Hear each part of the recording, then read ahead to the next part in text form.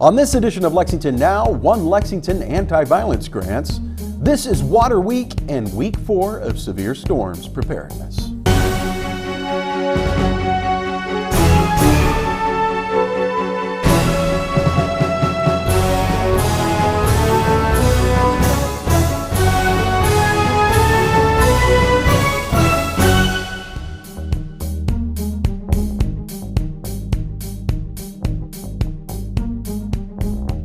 I'm Neil Noah, and welcome to Lexington Now for the week of March 20th, 2023. 15 grassroots organizations have received grant funding from One Lexington. The announcement was made by Mayor Gorton in a press event. Today we are announcing that 15 grassroots nonprofit organizations active in violence prevention are receiving grants from One Lexington. Representatives of several of these organizations are with us today, and you can see lots of them up here, and we offer congratulations to each and every one of you. Now, we have three special guests, representatives of three of the nonprofits that are receiving funding. In 2019, I started an organization that can bridge the culture and also bring awareness in our community and create a space where we can talk about what's going on in our city, but also culture reinforcement in our kids. In that, we do Swahili class languages to our kids, which is a summer program that allow our kids to create space for them to learn the language, to be kids just with kids that speak the same language like them, but also create the space for them that's away from destruction or maybe end up in a wrong, cycle of violence. A lot can be accomplished when the people empower the actual people. So we're seeing those results now, and I think that this is a great start to a lot of what we're going to see happen as a result of these grants. Because what this grant does, it gives us the ability to create opportunities, for youth and young adults. Last year was our first year of graduates that graduated from our program, graduated from high school, 4 kids, all 4 on full ride scholarships to college. It's huge. Thank you. If I really like that, then this year it's going to be anywhere from 10 to 15 kids that's going to graduate on full ride scholarship. And a lot of that goes into the parents and their support. We don't want to take credit for anything that these kids have done, but what we will say is that when they needed us, we were here. And with the resources from this grant, it's just going to provide more opportunities and allow us to encourage them even more from what they are normally seeing in their neighborhoods and what's going on around them. So many kids are impacted by gun violence and that come through our program, and we don't want that to become the norm for them. We want them to understand that there's more out there, there's more opportunities, and we just want to encourage them to be better and do better. Nonprofit organizations have been active in our community for many, many decades, working to stop violence among young people. They're involved in mentoring, art, coaching, education, wellness, counseling, and much, much more. As One Lexington started working with these organizations, it became very clear that government needs to help them grow so they can work with even more of our young people. So Community Action Council's role in this is as grants administrator. In the big picture, what that means is my organization designed the grant application along with One Lexington, collected and scored the submissions, and we will be the ones issuing the grant funds to the recipients. When One Lexington and I sat down to meet to talk about the grant application, there were a couple of things that we wanted to keep in the forefront of our mind. We wanted the application to be streamlined and straightforward because we know that for many of us in this room, applying for grant funds comes in addition to all of the other responsibilities that we have. We wanted the application to be accessible and to help put at ease individuals and organizations who might be applying for grant funds for the very first time. And we do have some of those recipients here today.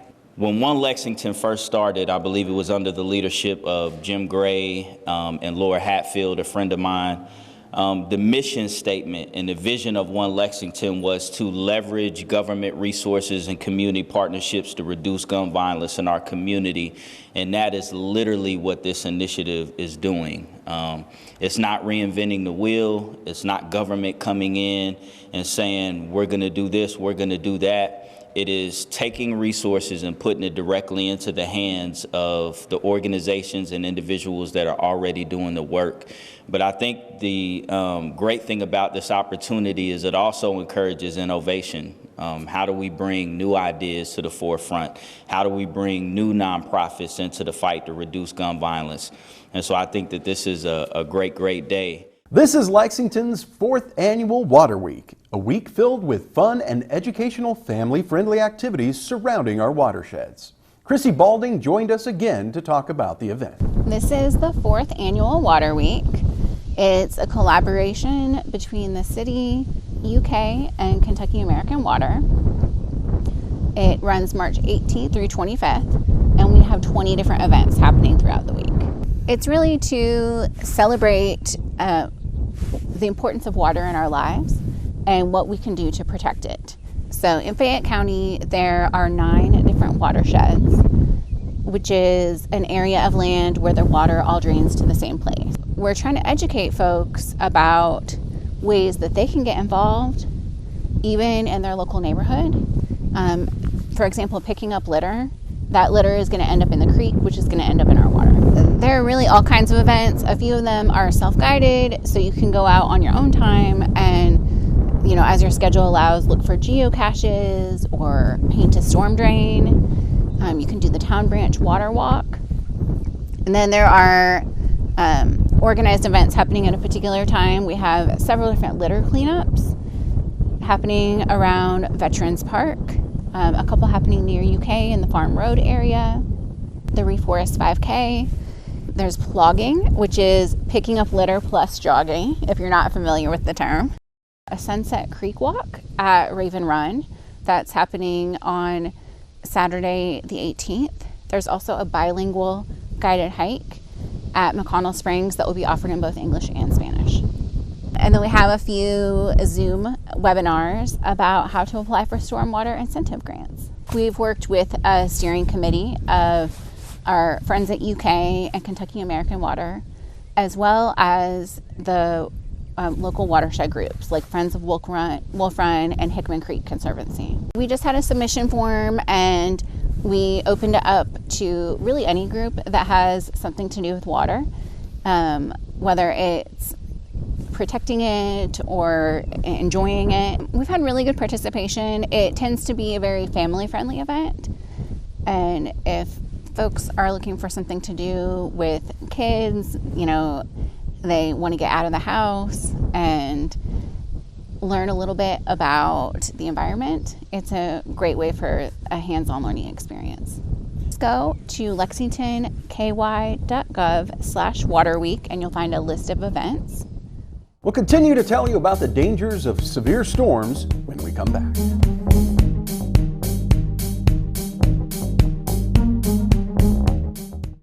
Have 2 ways out.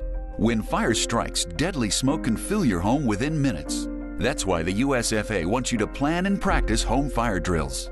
Draw a map of each level of your home showing all doors and windows. Discuss the map with everyone who lives with you. Practice your home fire drill at least twice a year. Make sure all doors and windows that lead outside open easily. Push the smoke alarm button to start the drill. Try feeling your way in the dark or with your eyes closed. Have at least 2 ways out of every room. If your first way out is blocked by fire or smoke, you can use your second way out. If there is smoke, get low and go. Crawl quickly under the smoke to your nearest exit. Close doors behind you and gather at a pre-planned outside meeting place where first responders can see you. Call 911. Remember, get out and stay out. Never go back inside for people, pets, or things.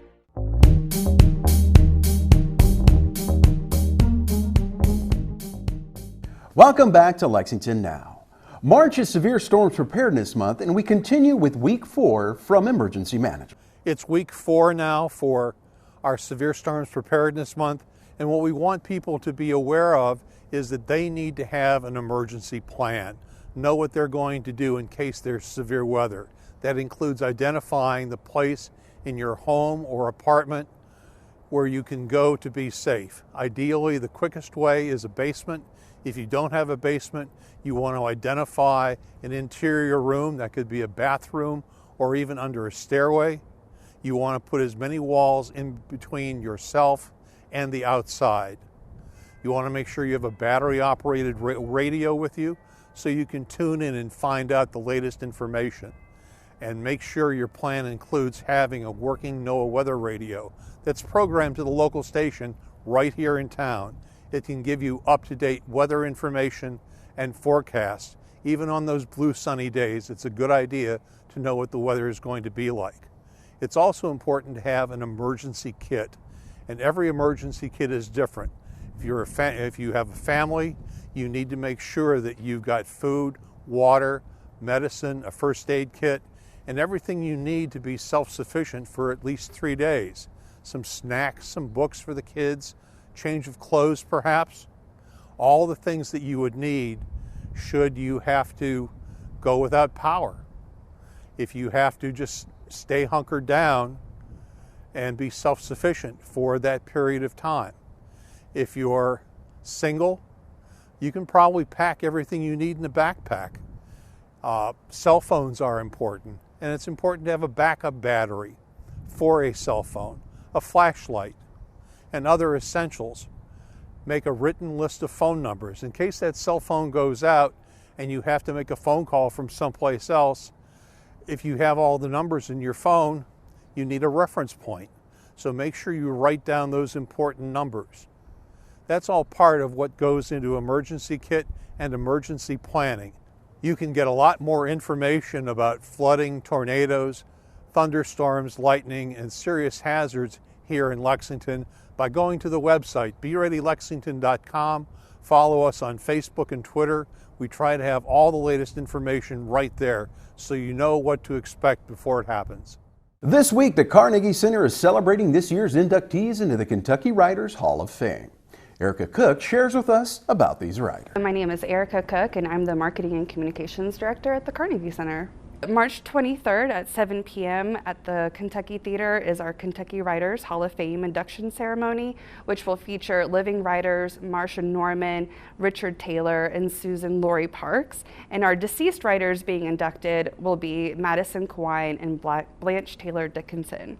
So for the Hall of Fame, we look for writers that reflect the culture and the character of Kentucky and our Commonwealth, and to educate Kentuckians about our state's rich literary history. A lot of folks don't realize how many writers actually come from Kentucky or have lived here recently as Kentuckians. So to be a writer, to be eligible for the Hall of Fame induction, they must be published. And two, someone whose writing is of enduring stature, so probably someone who's a little more established, a little like more older and involved in their careers, and someone who's connected in a significant way to the Commonwealth, whether that be they're born here or raised here or they've lived a significant amount of time in Kentucky. Nominations for the Kentucky Writers Hall of Fame are accepted from the public. There's a form on our website that you can fill out, or you could just email someone at the Carnegie Center. And then the Kentucky Writers Hall of Fame has its own committee, which is formed by some staff members of the Carnegie Center, as well as some other more involved writers and members of the community. And then, of course, the Kentucky Arts Council gets to look at those nominations and sort of make a final announcement of who they believe should be inducted. It is a great honor. It's physical in that there's always a ceremony that people can attend that's free and open to the public, and they also get to meet the writers that are able to come afterwards. We also have a display of some of our previous inductees here at the Carnegie Center in our reading room, so anyone who enters the room can see their portraits up on the wall. There's some plaques. However, this has been going on since 2012, so we've run out of space a little bit for our portraits, and we're trying to figure out a way to make it visible to the public, but there is a beautiful spread of everything on our website. So if you want to see all of our past classes that have been inducted, you can just visit carnegiecenterlex.org, and it'll show you all of the inductees and give you a little bit of the bio and their histories. I think the best part of Kentucky Writers Hall of Fame, the ceremony specifically, is we get a lot of folks who have never heard of the Carnegie Center or didn't even realize they were going to attend a Hall of Fame ceremony, but maybe they were just walking past the Kentucky Theater and they saw it listed on the marquee and they were like, oh, I'm free, so let's hop in and see what's going on. And it really blows their mind to see that this is happening in their home state, and that if they're interested in writing or they're emerging writers themselves, that's, you know, a path that they could follow to become Kentucky's next inductee into the Hall of Fame. So being able to meet these folks up close and personal, and to be able to see maybe your talent reflected in their accomplishments is, I think, a wonderful thing for our Kentucky constituents here. With this specific class that's being inducted into the Hall of Fame, we're really excited that 2 of the inductees are award-winning playwrights, and then the other 2 who are deceased that are being inducted are poets.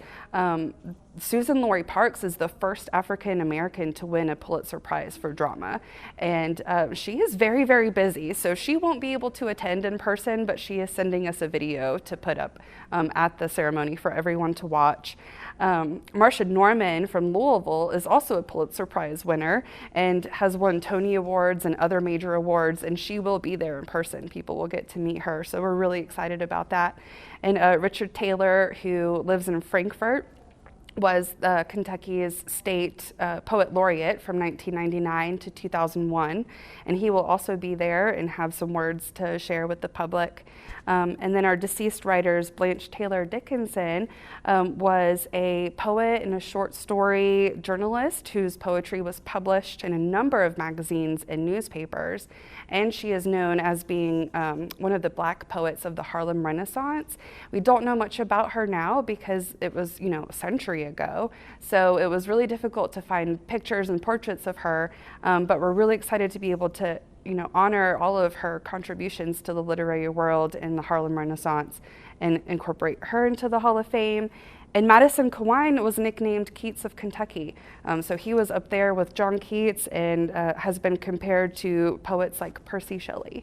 So this class is very talented, and we're really excited to share it all with the public on March 23rd. So we really hope that you'll be able to visit the Carnegie Center for Literacy and Learning. We're located downtown on West 2nd Street, 251, and we're open to the public Monday through Friday as well as Saturdays. We have classes, we have events, we have programs for people of all ages who are interested in learning. Maybe you want to be a writer, maybe you want to hone your skill set in poetry or nonfiction, or perhaps you're just interested in learning Spanish or Italian. We offer 4 languages.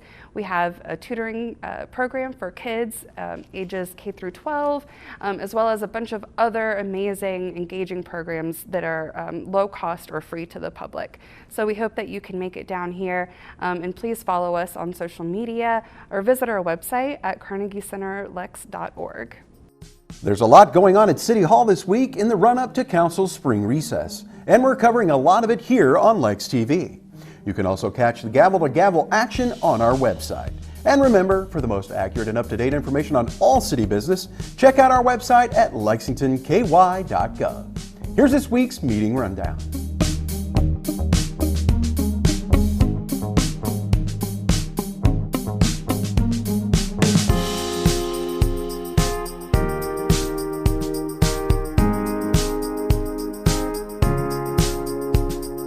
That's all for now, but as always, you can keep up with us on social media.